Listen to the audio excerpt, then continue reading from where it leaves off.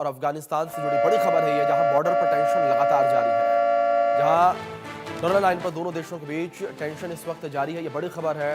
Durand line पर दोनों देशों के बीच इस वक्त टेंशन है। एक दूसरे पर अटैक जो है पाकिस्तान और तालिबान कर रहे हैं, और पाकिस्तान अफगानिस्तान टेंशन के बीच अब रूस की भी एंट्री हो गई है। ये बड़ी खबर निकलकर सामने आ रही है। रूस ने दोनों देशों से संयम बरतने के लिए कहा है, ये बड़ी खबर है। डुरंड लाइन पर दोनों देशों के बीच हमले, एक दूसरे पर अटैक कर रहे हैं पाकिस्तान और तालिबान। पाकिस्तान अफगानिस्तान टेंशन के बीच रूस की भी एंट्री हो चुकी है। रूस ने दोनों देशों से संयम बरतने के लिए कहा है। ये बड़ी खबर इस बीच सामने आ रही है। डुरंड लाइन पर दोनों देशों के बीच इस वक्त हमले जारी हैं। ये बड़ी खबर है जो इस बीच सामने आ रही है। एक दूसरे पर अटैक लगातार कर रहे हैं। पाकिस्तान अफगानिस्तान के बीच टेंशन लगातार जारी है, और इस टेंशन के बीच अब रूस की एंट्री हो गई है। रूस ने दोनों देशों से संयम बरतने के लिए कहा है कि दोनों देश संयम बरतें। एक दूसरे पर अटैक पाकिस्तान और तालिबान कर रहे हैं। पाकिस्तान अफगानिस्तान टेंशन के बीच अब रूस की एंट्री हो गई है। ये बड़ी खबर है जो इस बीच सामने आ रही है। पाकिस्तान और अफगानिस्तान बॉर्डर पर टेंशन लगातार बरकरार है। डुरंड लाइन पर दोनों देशों के बीच इस वक्त हमले हो रहे हैं, अटैक हो रहे हैं। एक दूसरे पर पाकिस्तान और तालिबान अटैक कर रहे हैं, लगातार एक दूसरे पर हमले कर रहे हैं।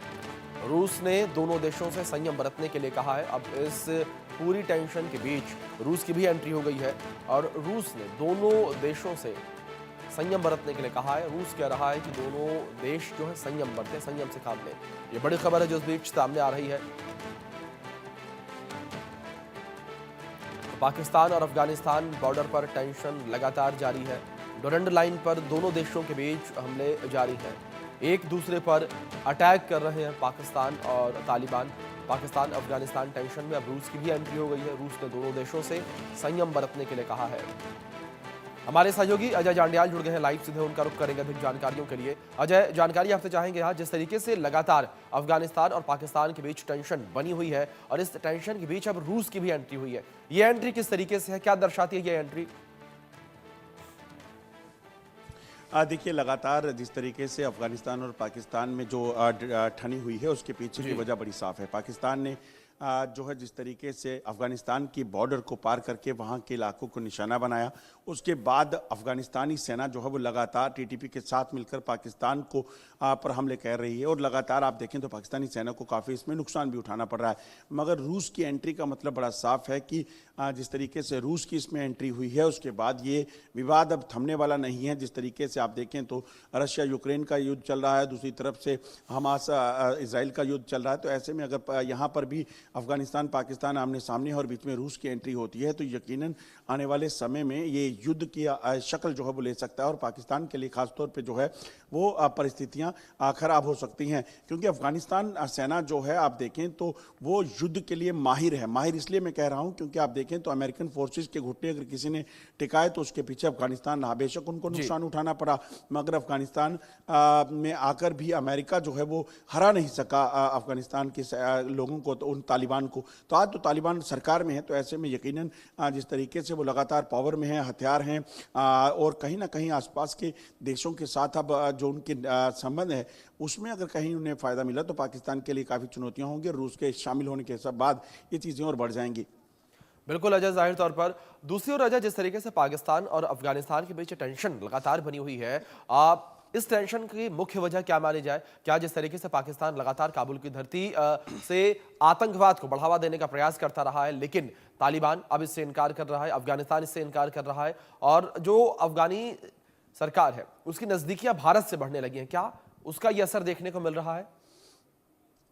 देखिए, अभी तक पाकिस्तान को ये लग रहा था कि अफगानिस्तान पर वो हमला करेगा, अफगानिस्तान के लोगों को टारगेट करेगा, तो शायद अफगानिस्तान क्योंकि एक मुस्लिम देश है तो वो जवाब नहीं देगा। क्योंकि अफगानिस्तान में जब अब देखें तो अमेरिकन फोर्सेस थी, तो तब पाकिस्तान ने तहरीक तालिबान पाकिस्तान के जो टीटीपी के लोग थे उनको अफगानिस्तान में लड़ने के लिए भेजा था।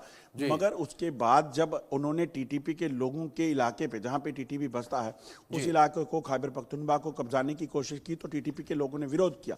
उसी कारण पाकिस्तानी सेना को लगातार इसका नुकसान झेलना पड़ रहा है। मगर अब पाकिस्तान जब ये नहीं समझ रहा कि वो लोग चाहते क्या हैं, और उल्टा अब अफगानिस्तान के लोगों पर जाकर हमला करेगा, अफगानिस्तान को टारगेट करने लगा, तो उसका नुकसान तो पाकिस्तान को उठाना पड़ेगा।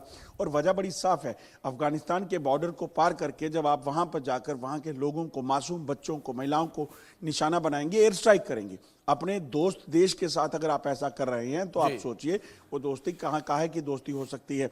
और इसीलिए आप देखें तो अफगानिस्तान की तरफ से कार्रवाइयाँ शुरू हुई, टीटीपी के लोगों के साथ मिलकर अफगानिस्तान ने जो है पाकिस्तानी सेना पर हमले किए, कई चौकियों पर कब्जा कर लिया टीटीपी के लोगों ने। अफगानिस्तानी सेना ने कार्रवाई में पहले ही कहा था कि हम कार्रवाई तो जरूर करेंगे, उसमें कई सैनिक मारे गए। तो ऐसे में ये विवाद जो है वो पाकिस्तान का अपना बनाया हुआ है और उसी का असर जो है इस वक्त ग्राउंड पे दिख भी रहा है। जी अजय, जिस तरीके से आपने टीटीपी का जिक्र किया, अगर बात टीटीपी को लेकर की जाए तो टीटीपी पाकिस्तान में भी अटैक करता रहा है और टीटीपी लगातार ये चाहता रहा है कि पाकिस्तान में शरिया कानून लागू हो। जिस तरीके से पाकिस्तान भी अब जो है मुस्लिम बहुल्य क्षेत्र है, मुस्लिम बहुल्य देश है, तो ऐसे में वहां पर शरिया कानून लागू हो, क्या आप ये उसकी आग भी कह सकते हैं उसको लेकर भी, क्योंकि दोनों के बीच तनाव देखने को मिला था?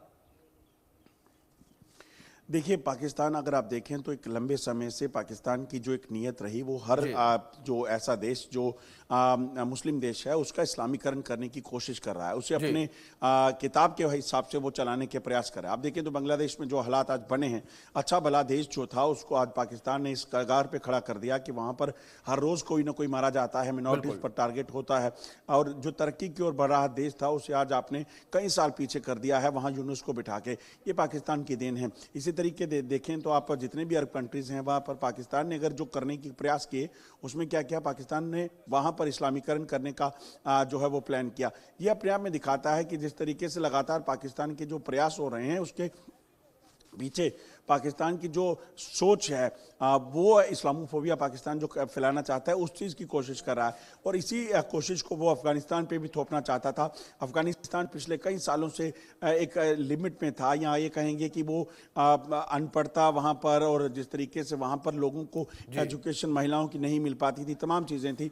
आज जब वो वहाँ पर तालिबानी सरकार में आए तो चीज़ें बदलने लगी, मगर पाकिस्तान चाहता था कि उस चीज़ का फ़ायदा उठाकर वो अपनी तरीके से उसे चलाए, मगर ऐसा होगा नहीं। और पाकिस्तान का ये जो तरीका है वो पाकिस्तान के लिए नुकसानदेह जो है वो बनता जा रहा है। बिल्कुल अजय, क्या जो स्थितियां बनी हुई हैं पाकिस्तान को लेकर बात की जाए, अफगानिस्तान को लेकर यहां बात की जाए, दूसरे जिस तरीके से बांग्लादेश का भी आपने जिक्र किया, चीन का यहां पर हाथ होने की संभावना में लगातार कही जा रही है कि चीन जो है इन देशों को कमजोर कर और भारत के इर्द गिर्द अपनी पैठ को मजबूत करना चाहता है। देखिए, चीन इस मामले में बड़ा स्मार्ट प्ले कर रहा है। चीन देखिए पहले पाकिस्तान को मदद दी और पाकिस्तान के इलाका जो चाहे वो बलूचिस्तान का था, पीओके का था, वहाँ पर $बिलियन की इन्वेस्टमेंट कर दी ताकि वो एक वहाँ पर अपनी पैठ बना सके, क्योंकि